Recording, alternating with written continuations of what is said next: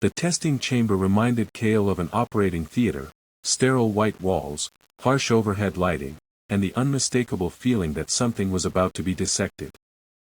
"Please step onto the platform," Dr. Elena Vance instructed, her voice carrying the clinical detachment of someone who'd spent years studying things that weren't quite human anymore. She wore a white lab coat over her core uniform, and her auburn hair was pulled back in a severe bun that made her look like she'd stepped out of a medical textbook. Behind her, 3 technicians monitored banks of equipment that hummed with electronic life. Displays showed wavelengths and resonance patterns in colors that didn't exist outside the zone. Everything was focused on the raised platform in the center of the room, where electromagnetic sensors created an invisible cage of observation. Director Hallam watched from an elevated booth, her pale eyes tracking every movement through reinforced glass. She'd changed from her suit into observer's whites, but somehow still managed to look like she owned the entire facility. Kael stepped onto the platform. Immediately, dozens of readings spiked across the monitoring equipment. The technicians exchanged glances and began recording data at a frantic pace. "Remarkable," Dr. Vance murmured, studying her tablet. "Even at rest, you're generating resonance patterns we've never documented. It's like having a miniature fracture site in human form." They studied us before, the frequency whispered with sudden agitation. "This equipment. These methods. Recognition confirmed." The voice carried an edge Kael hadn't heard before, not hunger or manipulation, but genuine fear. His stolen abilities writhed beneath his skin, responding to whatever the frequency was detecting.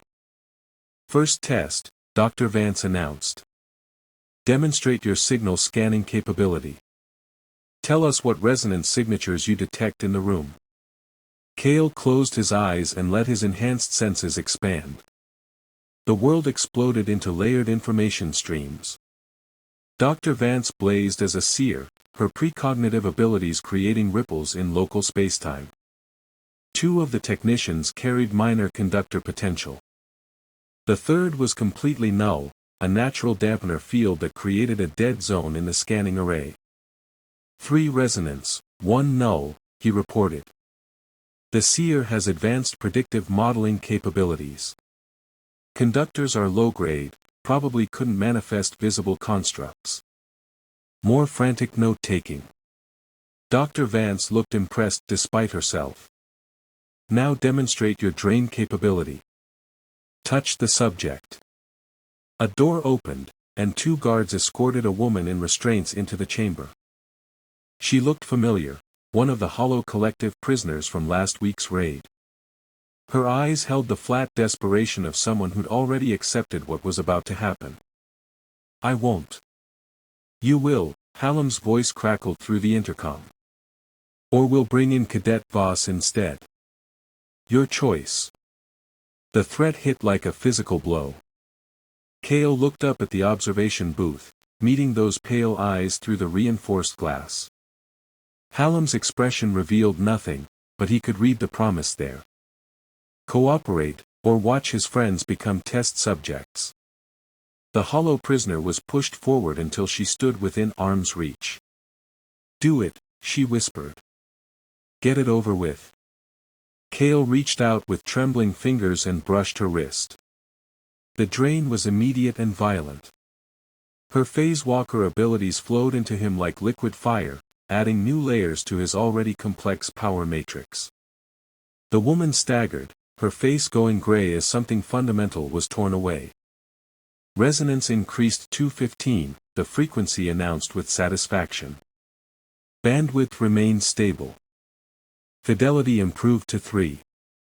Around the chamber, every piece of monitoring equipment screamed with alerts. Displays showed energy transfers that shouldn't exist, quantum fluctuations that violated known physics, cellular changes happening in real time. "Incredible," Dr. Vance breathed. "The efficiency is unprecedented.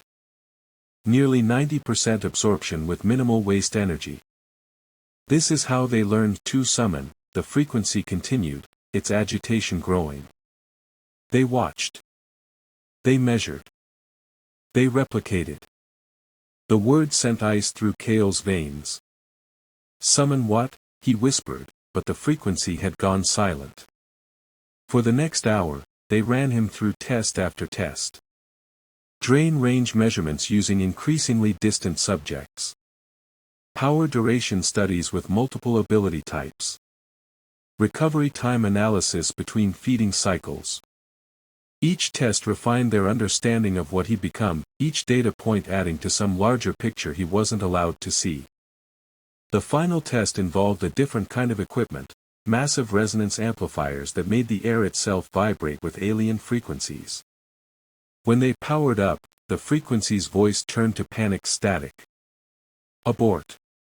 Disconnect. They're trying to.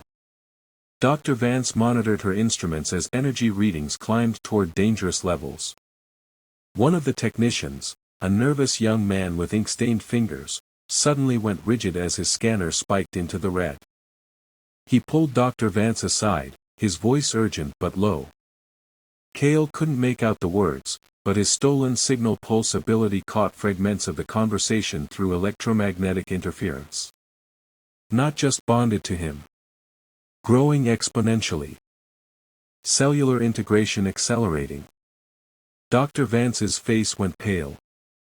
She grabbed the technician's scanner and stared at the readings, her professional composure cracking for the first time. Then she looked up at Director Hallam in the observation booth and spoke 4 words that made Kael's blood freeze. The fragment isn't parasitic.